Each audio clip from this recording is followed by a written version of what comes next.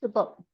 Hey everyone, good morning. Warm welcome to Chai with Changemaker and a coffee with Changemaker because our wonderful chief guest loves coffee. So I will say coffee with Changemaker. And to introduce her, she's a global learning and development leader who drives impactful training program and manages cross-culture teams, diversity and inclusion champion, advocates for the rights of individuals with disabilities, transgender individuals, and women. Trailblazer in workplace inclusion led the historic onboarding of of the first deaf employees in her organization. Policy influencer actively shapes inclusive workplace policies to foster accessibility and belonging. Passionate educator merges business objectives with effective adult learning methodology. And a wonderful well-wisher of WinVinaya. Seena, we are thrilled to have you here. Welcome to Coffee with Changemaker. Thank you, Akila. It's a pleasure to be here. Thank you. So just, I wanted to have a very light question, very simple light question. I'll start with it. If you could share a cup of coffee with anyone in the world, whether they are from the past or present, who would be and why? We are 8 billion. Asking to choose one person is really a Yeah. challenge. Uh, Mhm. but I think every human interaction is an opportunity. And I strongly believe in the butterfly effect. And I'll just share an example, right, from the family of WinVinaya itself. Uh, when one of my friends was there, I'm not taking names at this point of time, was there interacting with your team, he noticed Yogita using Google Pay, right? Uh-huh. And Uh-huh. uh, for him, it was a aha moment. And he said that more than putting up solutions for the people and talking about startups and innovations on this, why don't I show the end user using this and Mhm. uh, ensuring that we have the right stakeholders like the RBI, the NABARD, and all of them uh, Mhm. see what is the impact it's having and what's the use it's having, and to do it. And that moment, no, has translated into uh, one of exhibition of startups, innovation startups, who are in the financial inclusion space, showcasing these with the end users in a forum where you have the key stakeholders like RBI and the government institutions involved. It's just that one interaction which Yogita that made that impact, right? And if it turns successful, it's going to have a cascading impact.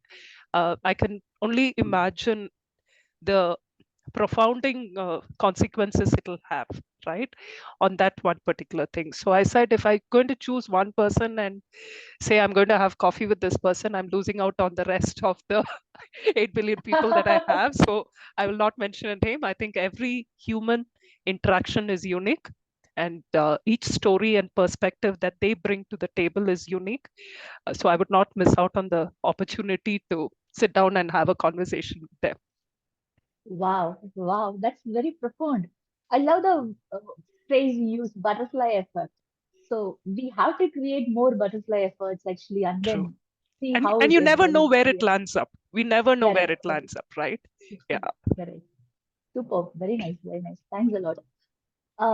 I moving on to the next question. Your dedication to diversity and inclusion is truly inspiring, very truly inspiring. Could you share what inspired you to pursue this path? Was there a particular moment that ignited this passion for you? uh, so I've been a volunteer from my school and college days, and I've had exposure to the marginalized communities. Mhm. And for me, I think uh, innately I am somebody who looks for humanity in anybody, and know to foster their sense of being being felt, being seen, and being heard. And that's been the focus for it.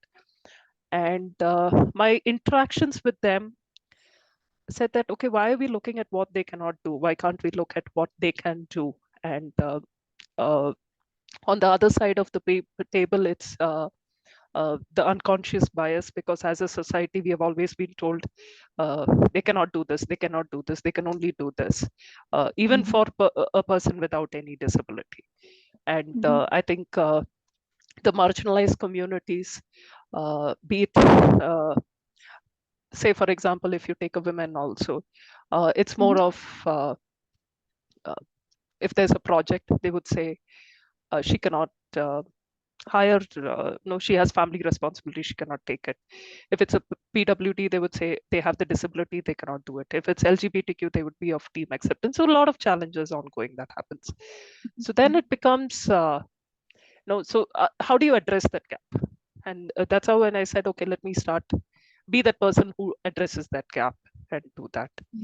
Uh, the aha moment for me, especially from the deaf community, came when I was part of a job hiring. Mm-hmm. And that was probably one of my first interactions.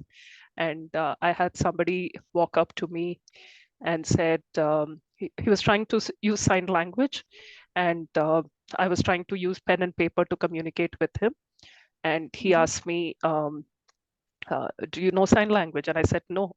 And he said, uh, that that disability is yours or mine. Ah, And wow.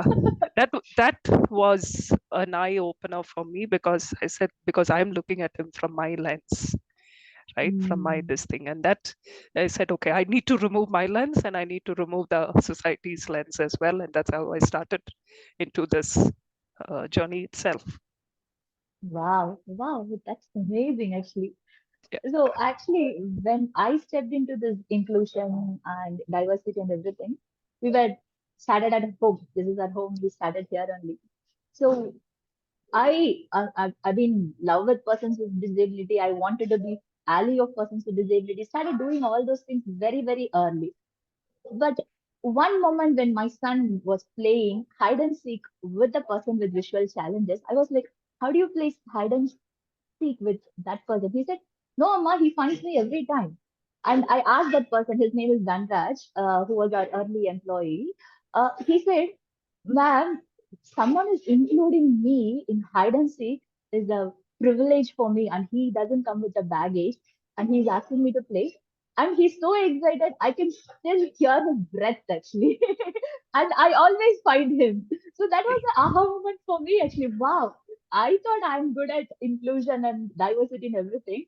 I still carried that baggage actually. My son said that, okay, he finds me, what is your problem?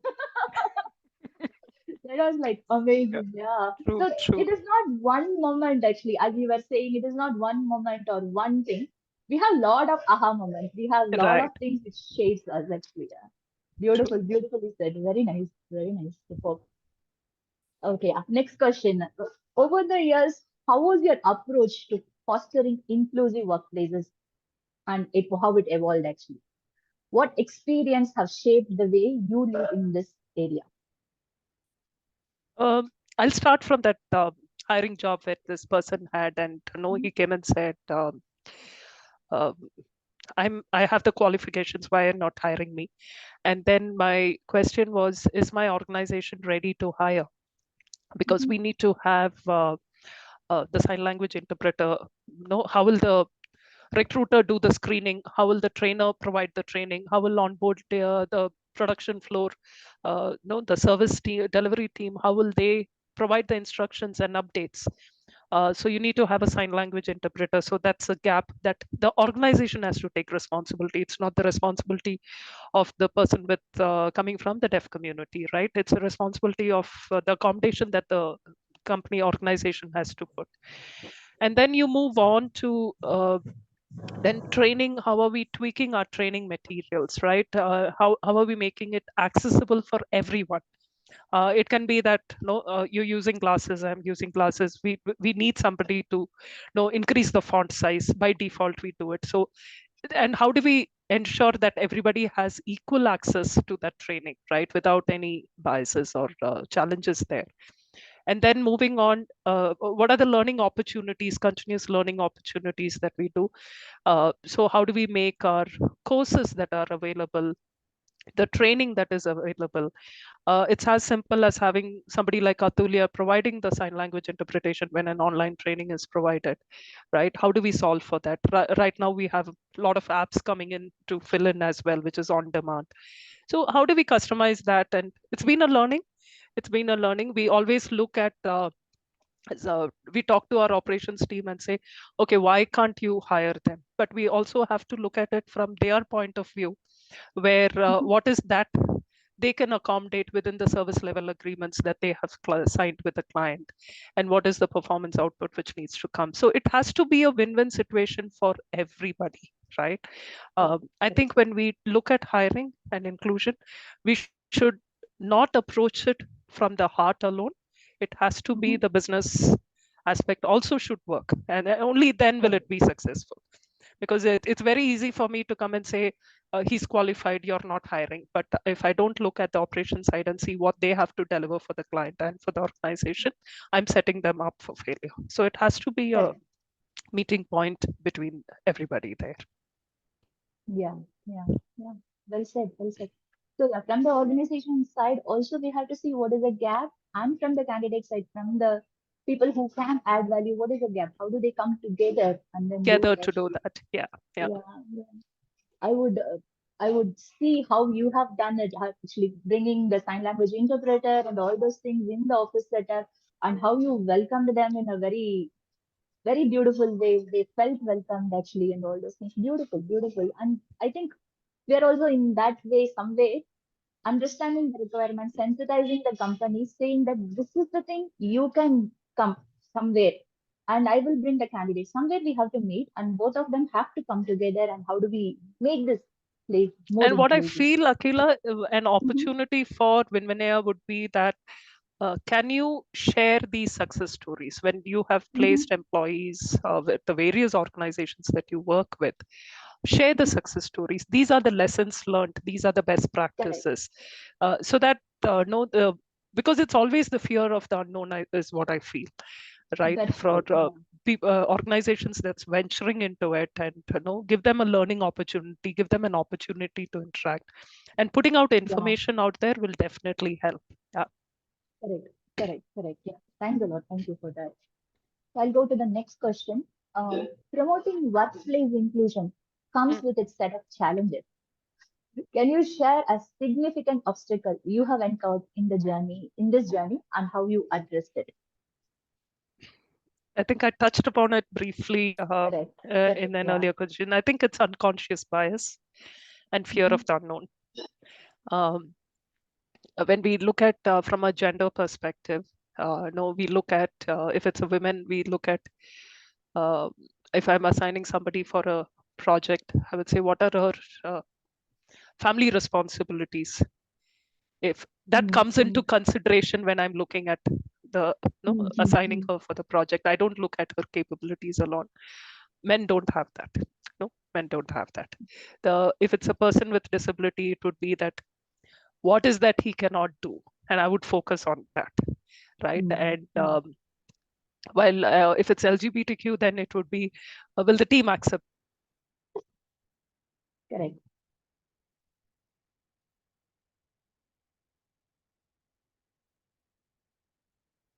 Correct. And network is For me, Them, or right? Instead of do that, when we set up it correct. is through conversing down those layers of so that's something which we've Sorry. Yeah.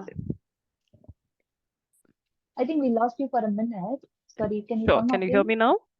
Yeah. Yeah. Yeah, I Mm-hmm. was saying it is through continuous conversations and Mm-hmm. initiating, preempting those questions, queries that people are hesitant to ask because Mm-hmm. they fear that they will be judged as well, and they cannot identify it as unconscious bias as well. And so preempting those conversations, asking what are your challenges, where do you think you have a challenge, if you're bringing them into the workforce, and know how can we support you with this, what can we be, and setting the right expectations with the communities as well has Correct, yeah. been has helped me move the needle in those Very nice. conversations. Yeah, Very nice. Very nice. As you said, setting the expectation, what to expect actually, and also addressing the unconscious biases. So right, that is the first major fear in many companies, as well as with the candidates also. They also fear right, what right, can I do, and both the sides we have to work actually. Very right. beautiful. And what we also say as a success story is WinVinaya is just a small organization with 50 people we have with who are persons with disability, without disability, 50% of our employees are persons with disabilities. But Right. every year we are getting Great Place to Work Yeah, certificate, which also shows that how inclusive we are and how we are understanding and as you said, heard, seen, and all those things is there in WinVinaya. So when right. we go and tell the companies, hey, see, in WinVinaya, people with this much only 50 people, in that it's a 50% of persons with disability we are having. What they can or they don't do affects us more. We get take the hit. But Hmm. companies like who can, that is like a simple coffee money for them. Why can't they try it with persons with disability so that they can also become more inclusive? And it is not about giving them with a sympathy part.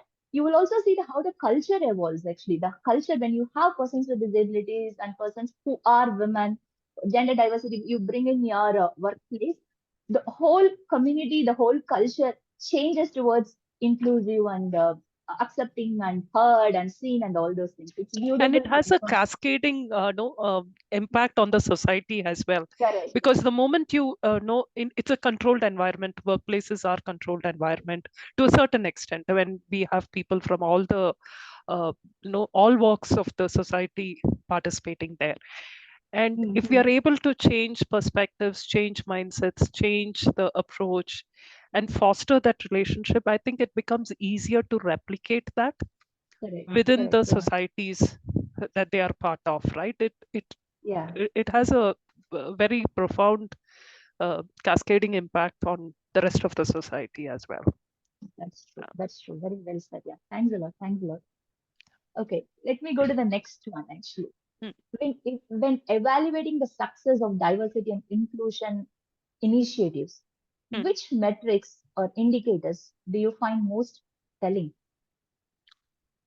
I think apart from hiring, retention, promotion numbers that you look at, it's the employee experience and Mm-hmm. the sense of belonging. Those Mm-hmm. That's very, very important. People Yeah. stay on in organizations because of the environment.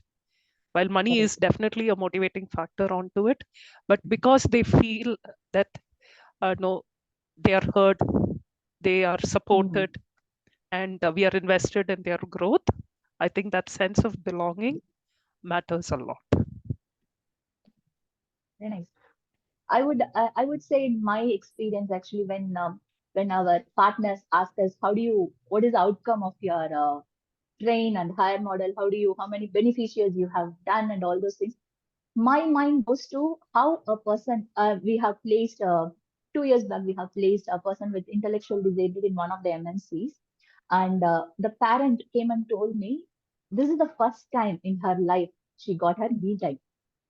Okay, my son is in a good place and he is going to that office in the in a car which they have arranged, the cab facility which the company has provided, and she knows that her son is safe and he is adding value to that company. I got my me time. That's a metric for me actually, how well they can see about having that. Yeah, I don't have to worry about my son, he is in a right hand and he can take care of himself, and I achieve that. For any parent it is very very emotional moment. I believe for persons with intellectual disability or neurodiverse candidates, any neurodiverse candidates, the parents doesn't have that me time at all. Always they'll be worrying about what will happen, what is the next step, what is the next step. and all those things. That parent, when she came and told me that I got my me time, was like, oh, wow, I'm doing something really good actually. That assures that yeah, you are going in the right direction, kind of thing. So that's Right, beautiful. That metrics doesn't come with anywhere actually. right, right. Yeah, thank you, thank you. Let me go to the next question. Sure. Leaders play a crucial role in championing diversity and inclusion. What strategies can they employ to effectively drive these values within their organization? What would you say? Lead by example. Ah, I'll give you a simple example. No, something which I ask my leaders and talk to them about. If there is an inclusive washroom on the floor, please use it. mm, Don't go mm, to the women's only restroom or the men's only restroom. If there is an inclusive washroom, use it. Right? Those are those correct. subconscious barriers that you're breaking, Mm, right? That we treat them as equal. That's one thing. correct. Challenge the status quo. Look for opportunities to support, engage with everybody, and always address microaggressions. Right? It can be on the floor. It can be in meeting rooms. It can be that if somebody is good at articulating, only that person is allowed to gets the opportunity to speak in a forum or a meeting room. But if Mm, you point out to a specific person from the marginalized communities and say, I would like to hear what are your thoughts about it. yeah, Probably the first meeting they would say, I don't have any thoughts, but the next meeting that they come to, they will be prepared to answer that question for you. So those are some behaviors that I would say break down and do it. And that's how the culture evolves within teams, within the organizations. You have to lead by example. wow, that's very nice. That's beautiful, actually. So I was amazed with the words you used. Actually, lead with example, challenge the status quo, and always address microaggression.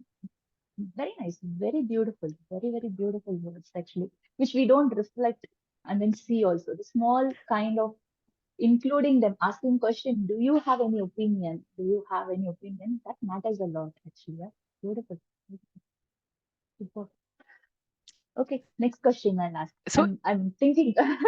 if you Yeah. ask a question saying, does anybody have any thoughts to share? Right? Nobody will Mm, answer. mm, Nobody will answer. But if correct. I say, Akila, what's your opinion on this project? Mm, Right? mm, Do you agree with the decision? Do you think we'll be able to do it? And what I've also seen is somebody else cutting out somebody. So if Akila and Atulya are on the conversation and Akila speaks, cutting off Atulya, once Akila is done with her conversation, I should make it a point to say, Atulya, you had something to share. What is that? No? correct. So it sets the right environment, it sets the right context and all that. So these are microaggressions. These are Very nice. microaggressions. It's not that you intentionally did it, but then it needs to be addressed. Tomorrow, when you, the next time, when you cut over somebody, you would be conscious saying, Atulya, sorry, I cut you off. You had something to share. Please continue. Correct. Right? So Yeah. Yeah. those are very, very critical. And it makes a whole world of difference, especially to PWD and the LGBTQ and the women gender diversity aspects as well. Yeah. Yeah. Well said. Well said. Very beautiful. Right. Yeah. I'll ask the next question. Sure. For those aspiring to build a career in diversity and inclusion, what Mhm. guidance would you offer? What's one key principle they should always keep in mind? Uh, for somebody who wants to come into this field, it's a great experience. I think Mm-hmm. being impactful to the society, giving back, learning, all of this happens in this option. I don't think, not putting down any other job opportunities, but I think this field is amazing. For the key skill that you need to be is to have empathy. When I say empathy, it is empathy to everyone, to all the stakeholders in the business, right? In this environment, it's not just for people from the communities, the marginalized communities or anything, Yeah. but to have empathy to all the stakeholders, engage with them equally, uh, and then no, be a continuous learner. Uh, Mm-hmm. every human experience, because that's what you're dealing with day in and day out, it is unique. So everything is an opportunity to learn. So please, know, learn from it, reflect on it, and see how can you bring it back to the table in a different format. Yeah, yeah, yeah. Beautiful. When someone asks, why are you in this field? Actually, I would say it actually transformed me. I didn't I know that agree. this person exists actually. I Yeah, completely agree to that. I completely yeah, second yeah. that. Super, super. Very nice. Very good, actually. So, very intense. I mean, very intense thought process is going on. Let me just lighten up, actually. I'll have a rapid fire round for you right now. So, Okay. 4 questions, very fast, actually. Okay. One word that defines an inclusive leader. Empathy. Wow, good. Empathy. Biggest barrier to workplace inclusion. Unconscious bias. Unconscious bias. Okay. A book or movie that shaped your perspective on diversity and inclusion. Anyone. I'll go with the movie Pursuit of Happiness. Pursuit of Happiness. Wow, that's my favorite movie too. Great, great. Okay. One policy that could instantly improve inclusion. Bias-free recruitment. Bias-free recruitment. We Okay. have to put, I know, practices in place where that can be driven, but bias-free Mhm. recruitment and promotions. Promotions. Wow, that's a good one. Yeah. Yeah. Yeah. Okay, good, good. Inclusion in one word, Belonging. belonging. Good. Belonging. Very nice. Belonging. Oh, wow. Great. Yeah. Great. Nice. Nice. Okay. Rapid fire is over. Let me get into one more question. Take a sip of water. Yeah. Yeah, please. So, looking ahead, uh, are there specific milestones or projects you are aiming to achieve in the near future related to diversity and inclusion? Uh, I think we have, especially no women. If you speak about the women's sector, we only look at women who are in their 20s and 30s. We do not look at empty nesters, right? Hmm. And Hmm. who took a family decision to stay back, take care of the family, and now that the children are grown and it says, can we get them employed? No, not just as employments, but look at employers. So that's a project that I'm exploring. Uh, the other projects would be when we look at people with disabilities. Earlier, it was a struggle to get people with locomotor disability into the workforce. Now it's an accepted norm. Correct. That's the Yeah. easy to assimilate.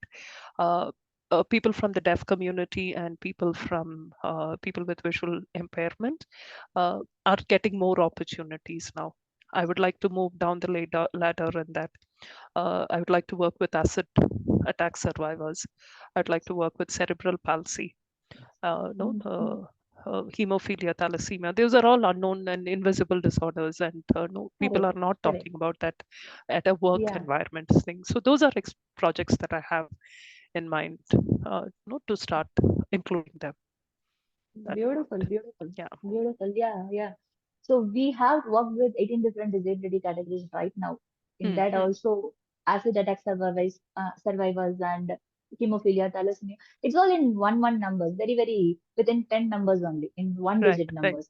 So we have to give them say that if you put a skin in the game and study well hmm, and then bring the skill levels, then you get the opportunity. Otherwise, we had to create role models like them so that true, more people true, can yeah, come yeah, there actually. Yeah, great. And understanding their unconscious biases also. because many people with who are acid attack survivors have that what do you say, that irritation when they go in the sun and all those things. Company should come forward and see, yeah, I can give you work from home or some Yeah, other mechanism, we can work together and then see the true. accommodation rules and everything should also come in place. Beautiful, Sina. I'll The be mental wellness support also for acid attack survivors is very, very correct, correct, critical there on that correct, particular correct. aspect. Yeah. Yeah. So I see more opportunity to collaborate with you now. So I'll That's line up more exactly my candidates. thought that I had when you said that. Super, super. So the last question for today, actually, before we conclude, what is one simple action anyone can take today to foster inclusion in their workplace? I'll go back to my first answer, active listening. Listen to stories. Everybody uh, has a story to say. And when you listen, it builds trust. It builds that belonging. It helps build that environment that we're looking for. So I think active listening, acceptance are very, very key. Super, very well said. Actually, that gave me one more idea. I have heard about human libraries long back, actually, where you go and interact with a person, understand their journey. It's a human library. You open each page about them and understand them. Maybe I should bring that for this job, Mel. Actually, go and Yeah, interact with my candidates, understand what is their journey, and be a ally bring that. with them. Yeah. Actually, bring that. It Super, very changes good. perspectives when you listen to Yeah, somebody's, right, the stories, the walk correct, that they have taken, the journeys, the challenges they have overcome. I think it teaches you humility, and correct. it just opens up a new world. Wow, wow, very beautiful. A lot of action items for me now. It's beautiful, beautiful. So wonderful chatting with you, Seena. Thanks a lot for allocating the time in early morning and then coming and presenting and being there and saying all your experience, how it can be and all those things. It's a beautiful journey. Before I say goodbye to you, I wanted to ask anyone, I'm taking your advice now. Anyone in this room wanted to ask any question to Seena, please ask. She's there. And especially, I would request a deaf employee of WinVinaya or people who are persons with disability who are watching this show, this chat, please ask questions. You can chat, you can put a comment, or just say it was a wonderful session also.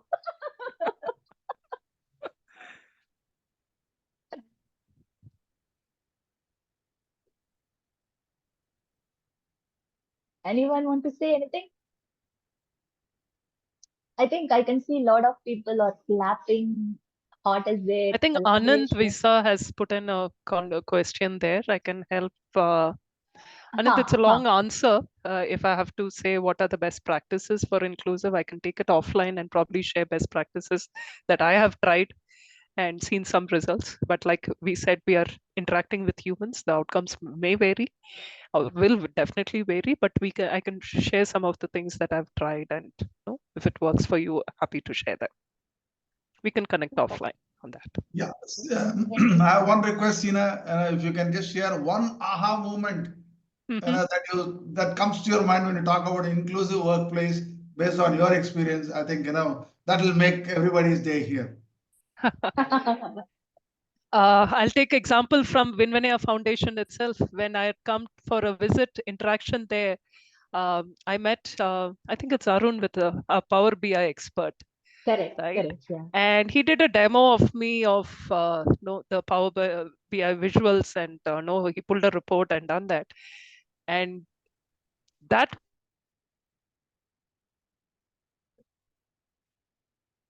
Excel, right? And Power BI is too complicated for me. While I'm an end user, but for Power BI is just too complicated for me. And the ease at which he pulled up the results and done that, that was a aha moment for me as well. Wow, Thank wow, you. nice. Beautiful, beautiful. Thanks a lot, Seena. Thanks a lot for coming and Thank having you. a wonderful chat with us. Thanks a lot. Thanks for sharing all your aha moments and your Thank you. journey. Thank you. Thank you. Bye bye. Bye, Thank everyone. you, everyone. Yeah. Thank you, everyone, for joining. Thanks a lot. Bye bye.